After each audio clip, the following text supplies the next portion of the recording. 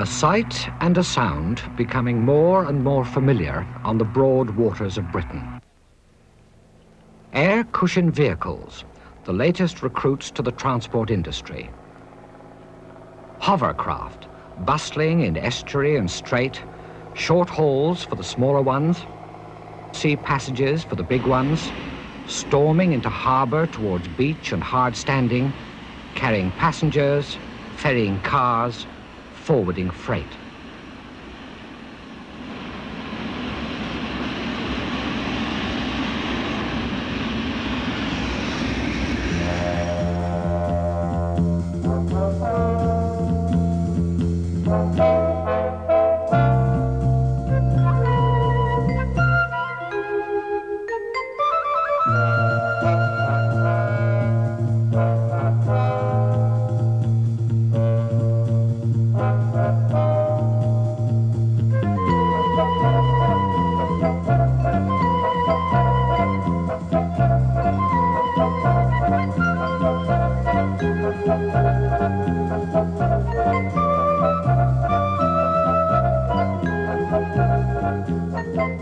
In 1965, the Saunders Roe designed N4 was still on the drawing board, but a number of transport operators, one of them the British Railways Board, were thinking of its future potential as a rapid link between England and France, a passenger and car carrying ferry across the Channel.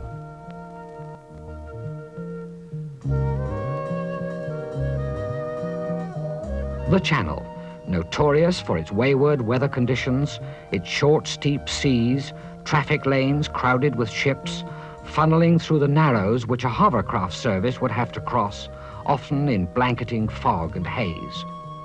How to prove a service feasible in such an environment while the intended craft is still no more than an embryo?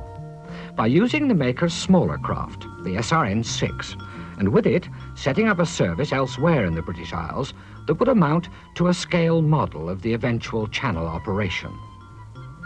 There were a number of possible locations to choose as the laboratory for the experiment.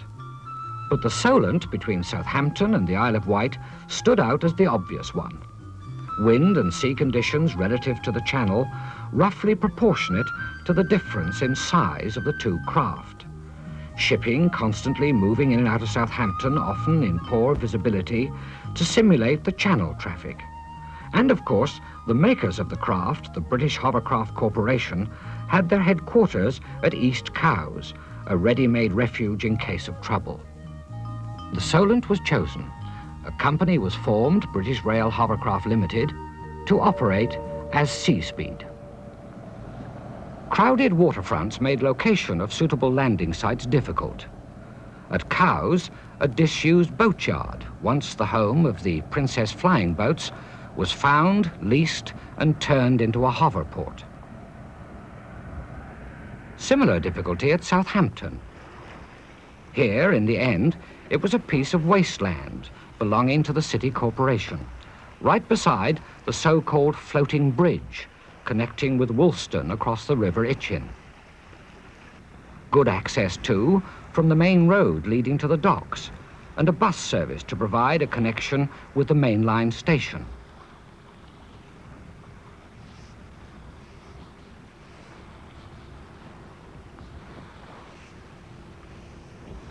Its position, immediately upstream of the unwieldy floating bridge, set a problem which sometimes meant a bit of quick thinking by the hovercraft commanders.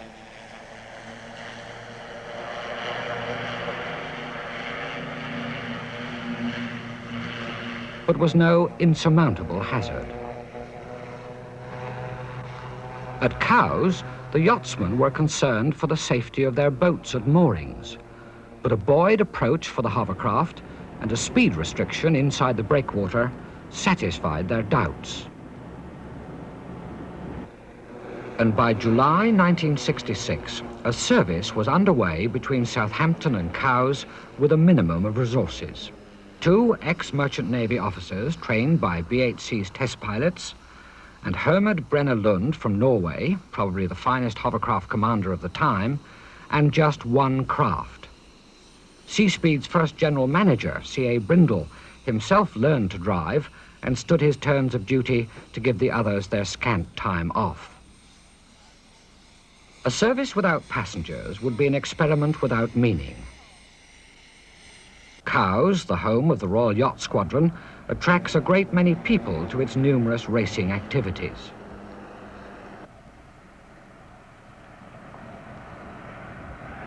It's not only boating enthusiasts who pass constantly to and fro, but also those who come to watch them at their antics.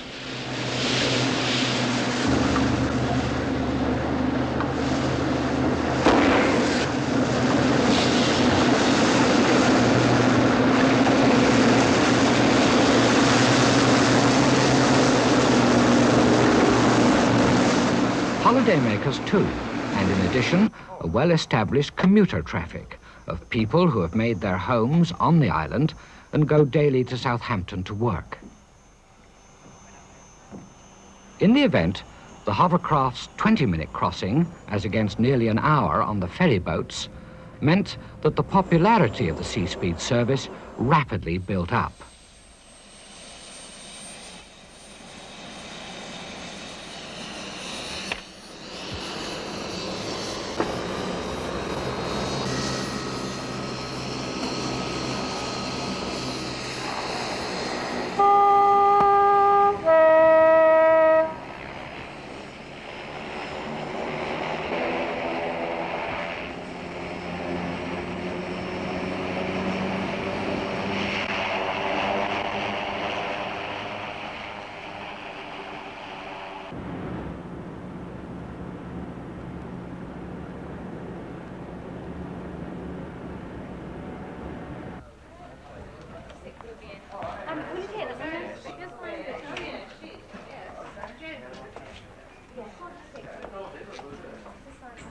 To keep pace, Seaspeed needed more flying personnel. The company had acquired a second craft, and Brennelund was appointed training captain. Many of the commanders he trained, like John Syring, were recruited from British Rail's ferry services. And very soon, in the spring of 1967, a second route was inaugurated from Cowes to Portsmouth. Here, no foreshore to be found for a landing pad, so the craft has to come off the cushion and make a floating approach to a pontoon moored to British Rail's Harbour Station ferry pier. A pity not to be able to use the speed and efficiency of the hovercraft's amphibious landing capability, but at least the passengers are right at the railhead. Two routes across the Solent. Seaspeed was making progress in acquiring the know-how. But the sea pilots who bring the ocean-going ships in and out of Southampton water wondered. When the first scheduled services started, we were horrified. To our eyes, hovercraft appeared to be completely uncontrollable, with angles of drift that left us utterly in the dark as to the true course the craft was attempting to maintain. If one of them, say, was crossing the track of a ship I was piloting, his true heading might not be what it seemed. If he then had an engine failure out of sight under my bow, I might easily misjudge his position and run him down. But when we met Mr. Brindle and Captain Brennelund, we were glad to learn that they insisted on their commanders holding foreign-going master's certificates before they'd even accept them for training. So we knew that the men in charge of the hovercraft were master mariners like ourselves, and that they appreciated the problems of the other seamen in charge of vessels they would encounter. And we found that the training Seaspeed gave them, both afloat and ashore, was very, very thorough. One day they took us for a demonstration run, and we experienced some of the things these officers are being trained to do. First, we did an emergency stop from about 30 knots or so. The craft stopped in twice her own length. When we picked ourselves up off the cabin deck, we agreed that there was no question of the craft not being able to stop in time to avoid danger.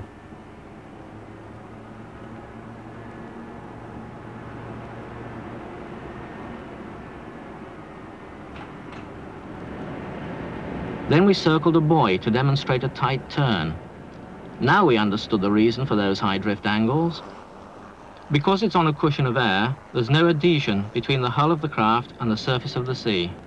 When it goes into a turn, the craft skids, and various devices like yaw doors or puff ports that blow air out sideways, and a way of hitching up her skirts on one side or the other that virtually makes the craft bank, are provided to help the commander to keep control. A diagram made it even easier to understand that a seemingly alarming drift angle is deliberately being used by the commander to control the machine. It's true enough that hovercraft commanders don't need pilots like us to show them where shoals and dangerous currents are. They go over shoals just as if they were running up on a beach, and currents have no effect on them because they're not in the water. They're airborne. But it must be accepted, both for the good of the hovercraft and the safety of its passengers, that when it's on the sea, it's a seaborne vessel. The laws of the sea apply to it, and the commander must know and observe them. International collision regulations, local port signals and procedures, the meaning of buoys and beacons. Beliefs which Seaspeed upholds, a code its commanders follow in common with all who pass upon the sea on their lawful occasions. Those young commanders in training were all graduating from Hover Marine 2s. Since April 1968, HM2s have been carrying out a service between Portsmouth and Ryde, Isle of Wight. The HM2 is a solid sidewall craft, which means that it's not amphibious but comes alongside like a conventional launch. Another likeness being that it's driven by two immersed marine screws instead of an air screw. This is a service which connects at Ryde Pierhead with the trains, ex-London Underground rolling stock, by which the holidaymaker can reach the island's southerly resorts, Sandown, Shanklin and Ventnor.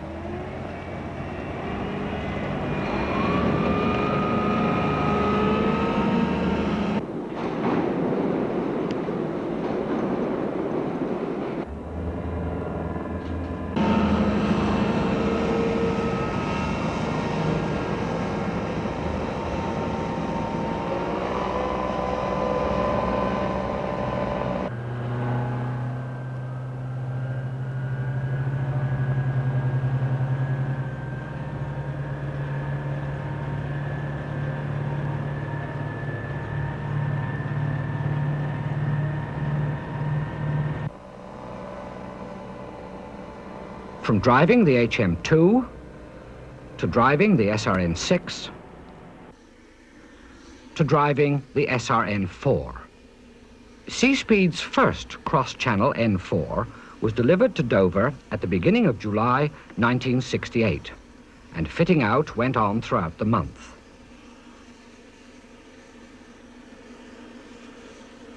At the same time, familiarization training for the flying personnel.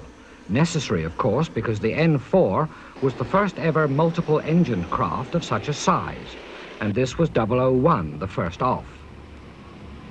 Once again, it was the maker's test pilots who carried out the training.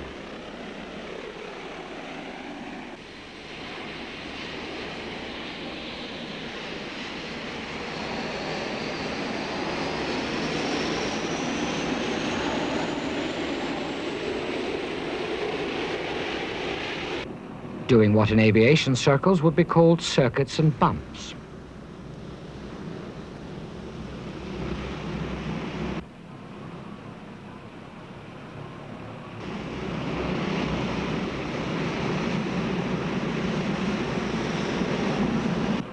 Learning the controls. Feet controlling rudders and swiveling pylons together, with each pair of pylons in opposition to give maximum turning moment. Spectacle wheel putting each pair of pylons in unison to give lateral thrust to induce or control drift. Throttles applying power simultaneously to lift fans and propellers. Thrust controlled by varying the pitch of the propellers. Full throttle, forward pitch, pylons thrusting the craft sideways to port towards the ramp.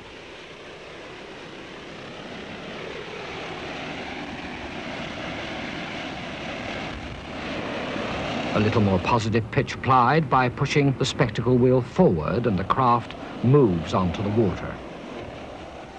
A sortie into the channel to get the feel of the craft with a full simulated load. The N4 is a big craft, 130 feet long and 78 feet wide. It will carry 254 passengers and up to 30 cars. It clearly would need considerably more crew than the N6 in the Solent, which is normally handled by a pilot alone with a navigator added only in time of poor visibility.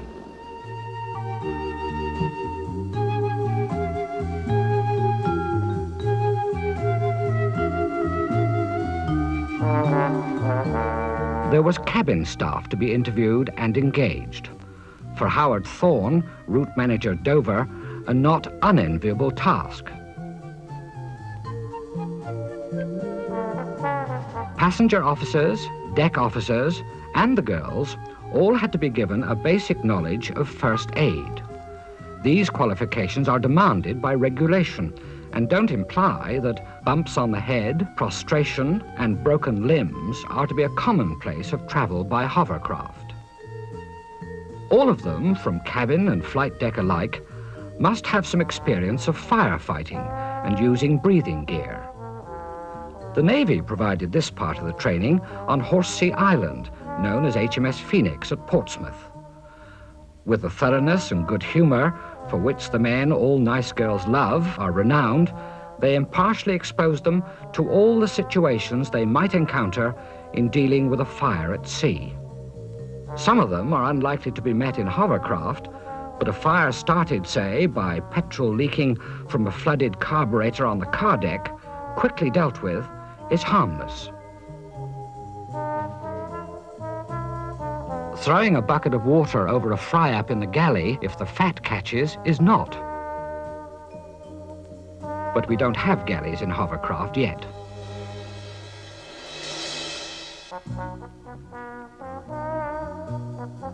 Life raft launching drill and evacuation of the full passenger load of the craft in the event of an emergency ditching. Unless it could be done within the maximum time laid down, 7.5 minutes, the Board of Trade and the Air Registration Board would not grant the certificates permitting the service to start.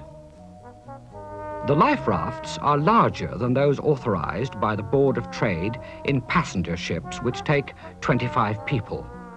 The rafts, specially designed for hovercraft, will each safely carry 30 people, and on an N4, there are 10 rafts, 5 each side, accommodating all 254 passengers and the whole of the crew as well. Limiting the number of life rafts by this means to 10 permits the limited number of crew to man them adequately. At the final attempt, and literally on the eve of the inauguration ceremony, the evacuation was achieved some 2 minutes under the specified time. So on the 31st of July, in a helicopter of the Queen's flight, the Princess Margaret, Countess of Snowdon, came, as had long been arranged, to inaugurate the service.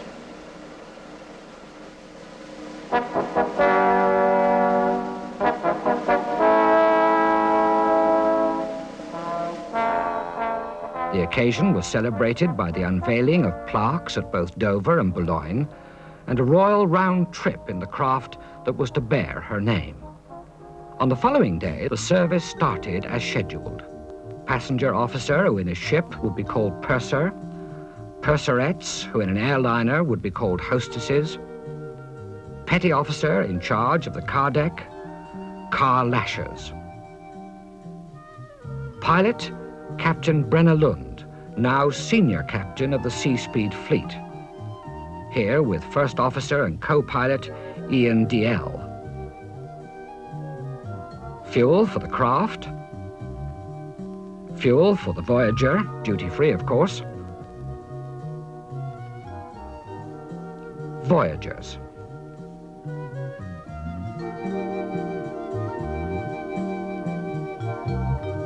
There were those who said it was premature. The craft had not been sufficiently proven. Equally, there were others who said that Seaspeed's foresight in gaining experience in the Solent had shown that you can't prove the viability of a service like this without doing it. You've worked out in advance methods for handling hypothetical cars and hypothetical passengers. Now you have to do it under real conditions, with all the human failings and idiosyncrasies that will inevitably occur.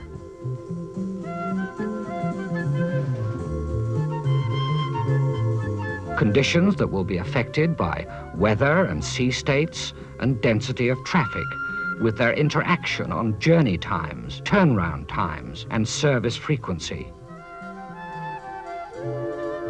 Differences to be assessed in the layout of the landing area provided by French railways and the Boulogne Chamber of Commerce at Le Portel, and the different ways of handling car and passenger traffic that these provoke.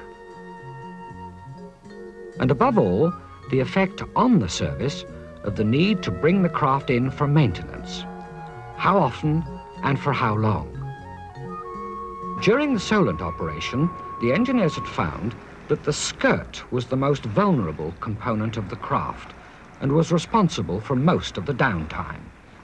It was relatively quick and easy to hoist the N6 onto a gantry, duck under and do the necessary make and mend.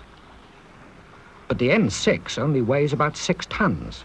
The N4 weighs 20 times as much, a rather different matter. Tucked away in a corner at the back of the landing area at Dover is a cabin controlling a specially designed set of hydraulic jacks. When a necessity arises, the craft must be maneuvered with the greatest precision so that the 5 feet which support her when she's off the cushion on a hard standing register with the 5 jack heads. The commander on the flight deck can't see the guide marks on the ground, so tackles, braille lines and capstans ensure the meticulous positioning.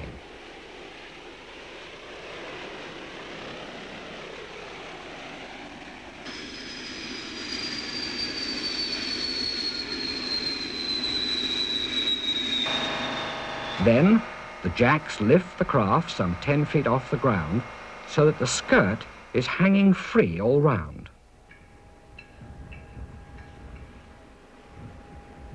While other jobs go on up above, the skirt and its fingers, the flexible ducts down which the air is blown, can be serviced. But the frequency with which this was found necessary during that first summer of 1968 showed that the skirt material, and in particular the chain fixings by which the fingers were attached, were not up to the rigors of Channel seas and operation. During the winter, the craft went back to the makers at Cowes so that the improved skirt, destined for 1970, could be hastened and fitted for 1969. This done, after an appearance in the Thames at the end of March by way of an introduction to the City of London, the craft set off for Dover to resume scheduled services on the 2nd of April 1969. Starting services in August 1968 had been fully justified by the experience gained.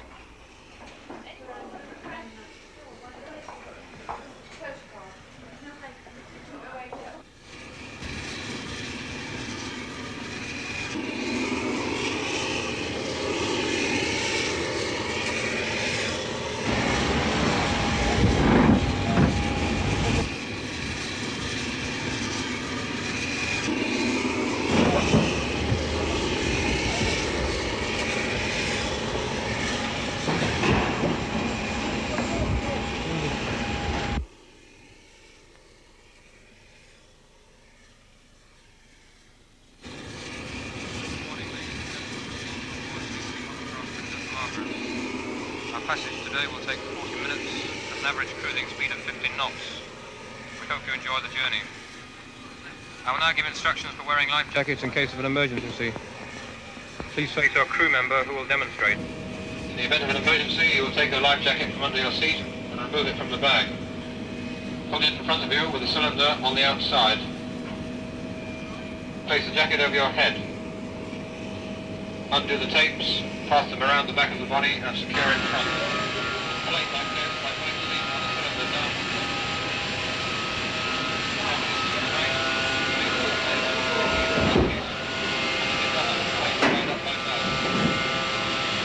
This is a whistle to attract attention, and this is an automatic light.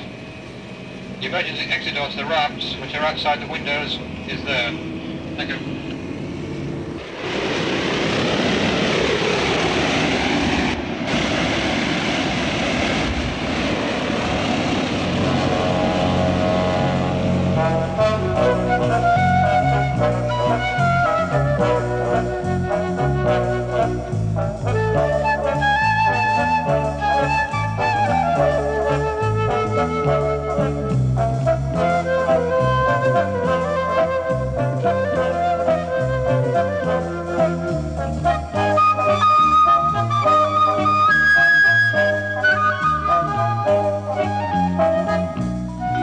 What next? The Solent services, transcending their experimental beginnings, go on, tailored by experience to the needs of those they serve. A second SRN-4 to sustain British Rail's Channel services, and later to expand them with a new route from Dover to Calais. New versions of hovercraft, perhaps as yet untried, to provide car ferry services where they can be of value. The future of the hover principle lies in more development, more inspiration. It may be from dedicated do-it-yourself enthusiasts like those of the Hover Club of Great Britain that the Christopher Cockerells of the future will emerge. At all events, the air cushion vehicle has proved itself in public service. It's here to stay.